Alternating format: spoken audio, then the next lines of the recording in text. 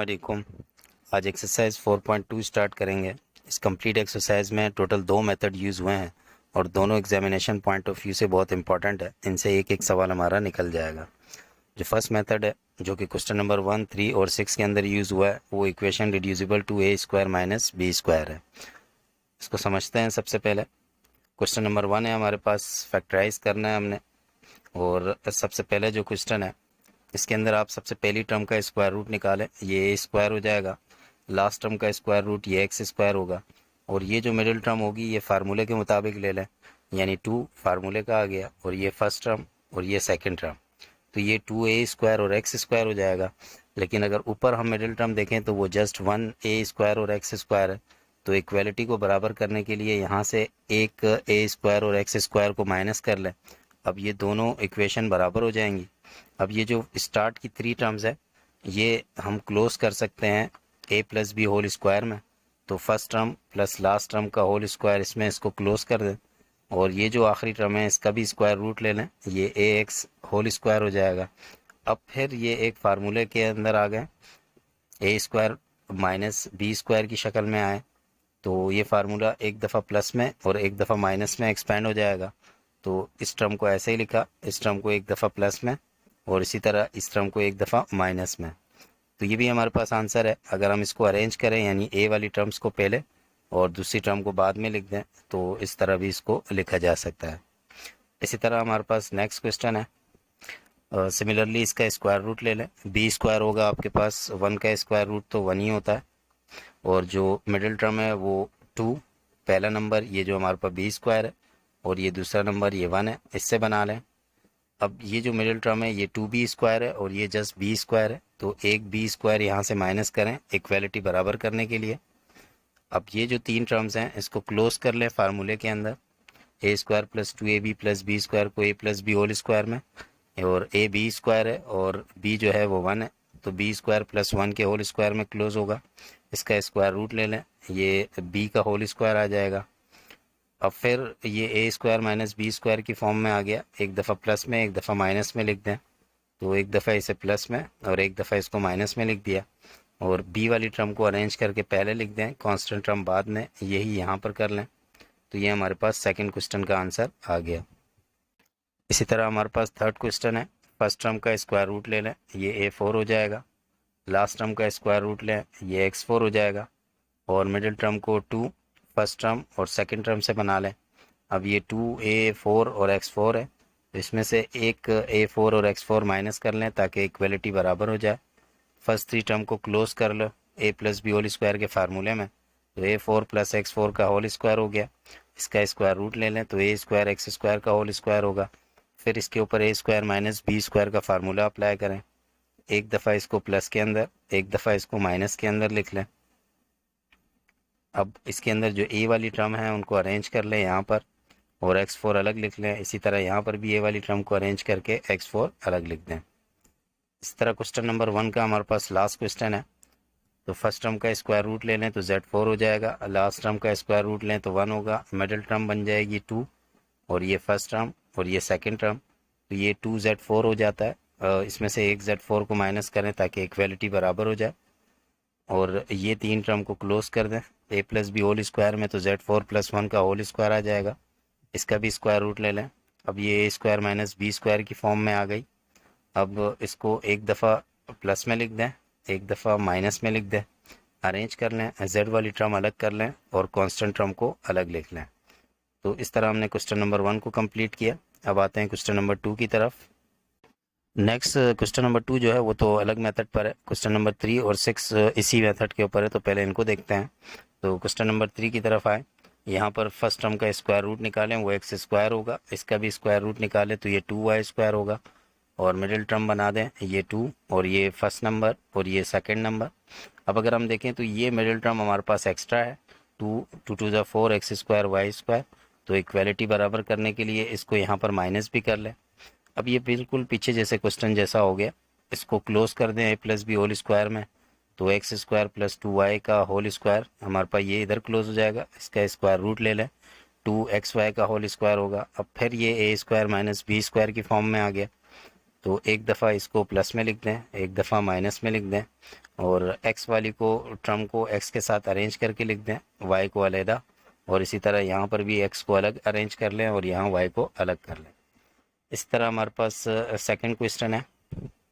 तो square root ले लें इसका, 6x स्क्वायर जेड स्क्वायर हो जाएगा, इसका स्क्वायर रूट 3y स्क्वायर हो जाएगा हमारे पास, और मिडिल टर्म बना लें, ये 2 आ जाएगा, ये फर्स्ट नंबर आ गया, ये सेकंड नंबर आ गया। अब ये मिडिल टर्म एक्स्ट्रा है पूरी की पूरी, जो कि 2 6 ज़ा 12 और 12 3 ज़ा 36 X square Y square Z square है। तो ये ही यहाँ पर माइनस कर लें ताकि इक्वलिटी बराबर हो जाए। अब ये जो तीन टर्म्स हैं हमारे पास, इसको क्लोज कर दें a plus B whole square के अंदर, इसका स्क्वायर रूट ले लें, और ये 6xyz आ जाएगा। अब फिर ये a square minus B square की फॉर्म में आ गया। तो एक दफ़ा इसको प्लस में लिख दें, एक दफ़ा माइनस के अंदर लिख दें। अब x वाली टर्म को अरेंज कर दें, y को एक्स्ट्रा लिखें, और इधर भी x वाली टर्म को अरेंज करके लिख दें।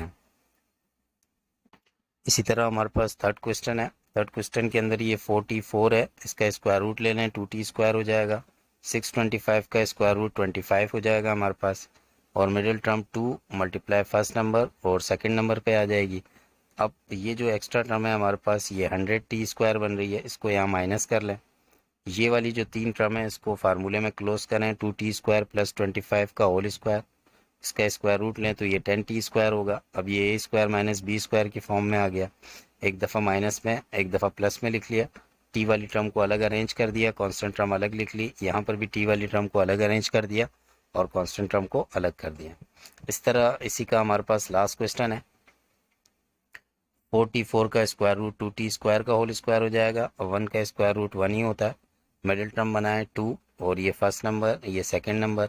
अब ये 4t स्क्वायर हमारे पास एक्स्ट्रा है, तो यहाँ पर इसको माइनस कर लें, इक्वलिटी बराबर हो जाएगी। अब ये जो तीन टर्म है इसको क्लोज कर दें, 2t प्लस 1 का होल स्क्वायर के अंदर इसका स्क्वायर रूट ले लें, ये 2t स्क्वायर होगा। अब ये a square minus B square की फॉर्म में आ गया, तो एक दफ़ा इसको माइनस में लिख दिया, एक दफ़ा इसको प्लस के अंदर लिख दिया। एक स्टेप आप बढ़ा सकते हैं, और इस स्टेप के अंदर ये जो t वाली दो टर्म है इनको पहले लिख दीजिएगा और 1 को बाद में। इसी तरह यहाँ पर भी t वाली टर्म को पहले लिख के 1 को बाद में लिख दीजिएगा। नेक्स्ट क्वेश्चन नंबर 6 है हमारे पास, और क्वेश्चन नंबर 6 में भी फर्स्ट टर्म का हम स्क्वायर रूट निकाल लेंगे, जो कि 9x स्क्वायर होगा। लास्ट टर्म का स्क्वायर रूट निकालेंगे, ये 4y स्क्वायर होगा, और जो हमारे पास मिडिल टर्म होगी वो 2 मल्टीप्लाई ये फर्स्ट नंबर और ये सेकंड नंबर से बन जाएगी। अब हमारे पास जो बेसिक प्रिंसिपल है इस मिडिल टर्म का, यानी ये हमारे पास बनती है 72x स्क्वायर वाई स्क्वायर, और ऊपर जो मिडिल टर्म है वो 36 है। तो हमारे को कोई ऐसे नंबर को इसके अंदर से सब्ट्रैक्ट करना है कि ये 36 बन जाए। तो आप क्या करें, इस टर्म को इस टर्म से माइनस करें। ये जो मिडिल टर्म है ये हमारे पास 72x स्क्वायर वाई स्क्वायर बन रही है, और ऊपर जो टर्म है वो 36 है, इसको इससे माइनस करें तो ये 36x स्क्वायर वाई स्क्वायर बनती है। तो ये जो आंसर है उसको यहाँ सब्ट्रैक्ट कर लें। तो अब अगर आप देखेंगे तो ये जो मिडिल टर्म है ये 72 है, इससे अगर हम 36 को सब्ट्रैक्ट करें तो हमारे पास ये 36 ही आता है। तो यानी हमारे पास ये दोनों इक्वेशन इक्वल हो गई। तो इक्वलिटी बराबर करने के बाद ये जो तीन टर्म है जैसा कि पीछे से चलता आ रहा है, इसको क्लोज कर दें a plus B whole square के अंदर, और ये जो लास्ट टर्म है इसका स्क्वायर रूट ले लें, ये 6xy का होल स्क्वायर हो जाएगा। अब जैसे ही पीछे की तरह इसको एक दफ़ा माइनस में लिख दें और एक दफ़ा प्लस में लिख लें अप्लाई फार्मूला करके। अब जो x वाली टर्म है उसको अरेंज करके पहले लिख दें, y वाली को बाद में। इसी तरह यहाँ पर भी x वाले को पहले और y वाले को बाद में लिख दें। सेम हमारे पास इसी प्रोसीजर के ऊपर सेकंड क्वेश्चन है, और इसमें x4 का स्क्वायर रूट ले लें तो x स्क्वायर होगा, 25 का स्क्वायर रूट ले लें तो 5 हो जाएगा, और middle term 2 multiply by first number और सेकंड नंबर से बन जाएगी। अब ये हमारे पास 10x स्क्वायर है और यहाँ पर जस्ट x स्क्वायर है। तो अगर मुझे 10x स्क्वायर को x स्क्वायर बनाना है तो मुझे यहाँ पर सब्ट्रैक्ट करना पड़ेगा। ये एक छोटी सी मिस्टेक है, यहाँ पर माइनस का निशान लगा लीजिएगा कि 9x स्क्वायर को सब्ट्रैक्ट करूँगा तो मेरे पास ये 10x स्क्वायर ये एक्स स्क्वायर में कन्वर्ट हो जाएगा। या सिंपली आप इसको इससे माइनस करें, ये वाली टर्म आपके पास 10x स्क्वायर है, ये वाली आपके पास x स्क्वायर है, तो जवाबन आपके पास 9x स्क्वायर आता है। इस 9x स्क्वायर को यहाँ पर माइनस कर दीजिएगा। तो अब ये दोनों इक्वल हो गए हमारे पास। अब ये जो आपके पास टर्म मौजूद है ये टर्म ये क्लोज हो जाएगी a plus B whole square के अंदर, एक्स स्क्वायर प्लस 5 के होल स्क्वायर में इसका स्क्वायर रूट ले लें, तो ये 3x स्क्वायर आ जाएगा। अब ये स्क्वायर माइनस बी स्क्वायर के फार्मूले में हो गया, एक दफ़ा माइनस में एक दफ़ा प्लस में लिख दें, और x वाली टर्म को पहले कांस्टेंट टर्म को बाद में, यहाँ पर भी इसी तरह x वाली टर्म को पहले और कांस्टेंट टर्म को बाद में लिखते हैं। ये जो क्वेश्चन नंबर 3 है इसका, ये जो हम इसी एक्सरसाइज का दूसरा मेथड करेंगे उससे सॉल्व होगा, तो इसको हम नहीं कर रहे। और इसकी पहचान ये होगी कि देखें इसमें इसका स्क्वायर रूट निकल रहा है बट इसका स्क्वायर रूट नहीं है 8 का, तो इसलिए इसके ऊपर सेकंड मेथड इसका लग जाएगा, तो इसको उसी के साथ सॉल्व करेंगे। लास्ट हमारे पास जो मेथड है,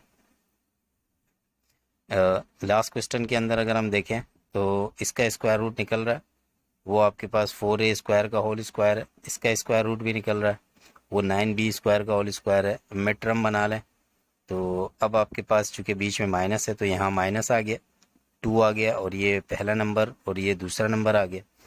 अब ये जो पूरी मिडिल टर्म है आपके पास, ये 2 4 ज़ा और 4 9 ज़ा 72 टोटल बन रही है, 2 4 ज़ा 12 और 12 9 ज़ा 72, 72 a स्क्वायर b स्क्वायर, और 72 को हमने 97 बनाना है।